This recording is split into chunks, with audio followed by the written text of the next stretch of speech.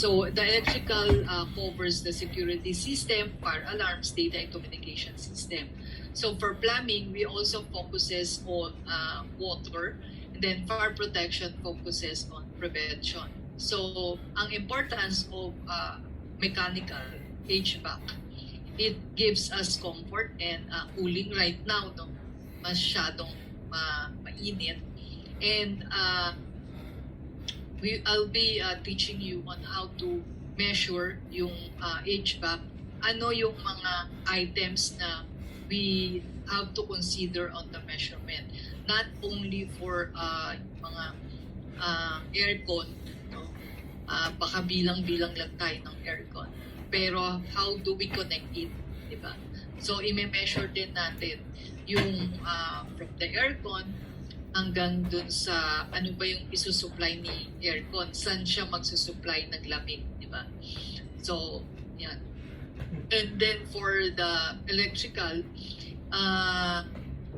it always gives us light. Siyempre, sabi ko nga kanina, hindi lang ilaw, but inclusive of the wirings, the conduits, no? Hindi lang basta siya umilaw. Paano siya umilaw? Diba? Kung hindi natin isasama or i-measure ang wirings. So, for the water supply, we will be dealing with the plumbing fixtures. It's definitely hindi kasama. Usually, this is included sa architectural. Yun lang, no? I-clear ko lang, pero I'll get back to you when I go through our session for the plumbing. So, meron kasi parang may mga discussions. Saan ba dapat ang plumbing fixtures? So, malalaman natin on the NRM, using the NRM, saan ba dapat si plumbing fixtures? So, aside from the plumbing fixtures, hindi lang tayo nakakonsentrate sa banyo, but we will also be discussing yung mga external. So, like the downspout, yung mga gutters. So, hindi lang yung mga sa toilet, kasi usually pag toilet, yung mga soil stock, yung mga tubo, or yung mga pipes. Ano bang klase ng pipes? Kailangan ba natin i-identify kung anong klase ng pipes? Is it PVC o mga cast iron, diba? So, later on, we will be discussing that. And for the fire protection,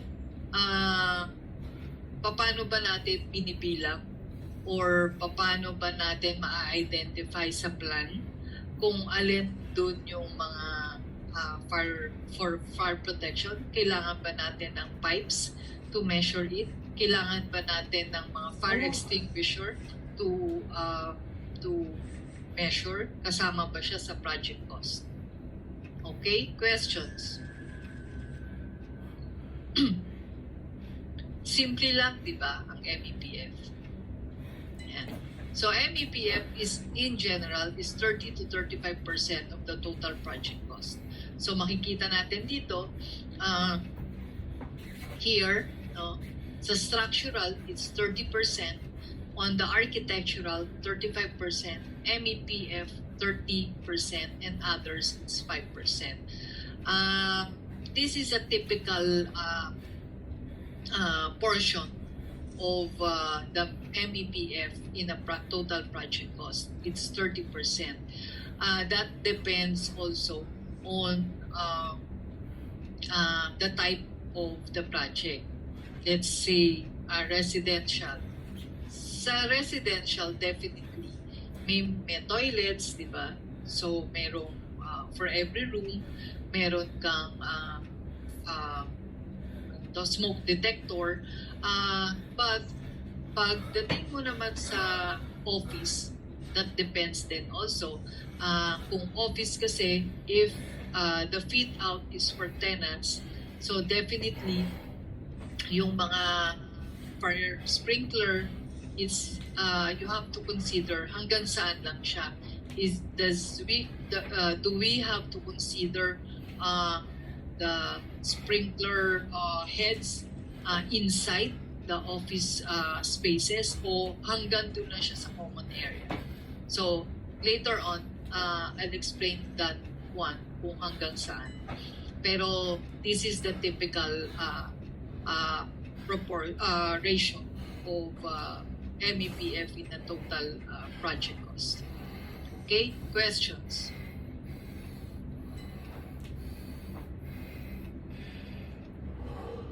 Questions? None po. Thank you, Michelle. Oh my God. Okay. O baka naman may mga natutulog pa dyan, ah. Okay. Question Yes. po. Yun pong, ma'am, sorry. Yung mga electronics part, ma'am, yung telephone, yung low current, ma'am ba, sa, madadaanan din natin sa part ng electrical. That is, kasi, yung mga current, that is based on the design na, di ba? So, since this is a subject for measurement, we will only be teaching you on how to measure yung kunyari, on the electrical is ilang ilaw, ilang outlets, ilan yung linear meter for wires. Yun lang yung tuturo natin. Kasi on the current naman, yung mga capacity, yung ba yung sinasabi mo, Frank? I mean, ma'am, yung sa mga low current, ma'am, system, yung sa data, yung sa telephone. Oo, yes. We Kasama will. yun. Pero, yes, kasama yun. Pero ang ituturo nga lang natin is Okay.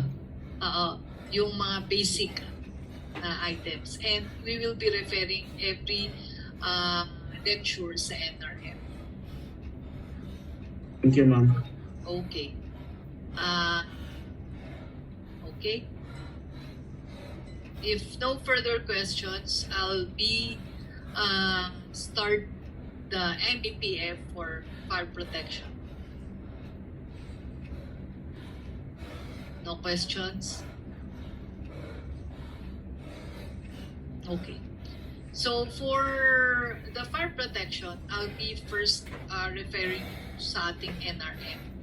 No, fire protection is under Bye. section 38 Yung dalawa, mechanical natin. services. At this time, I already anticipating or ayoko mag-assume.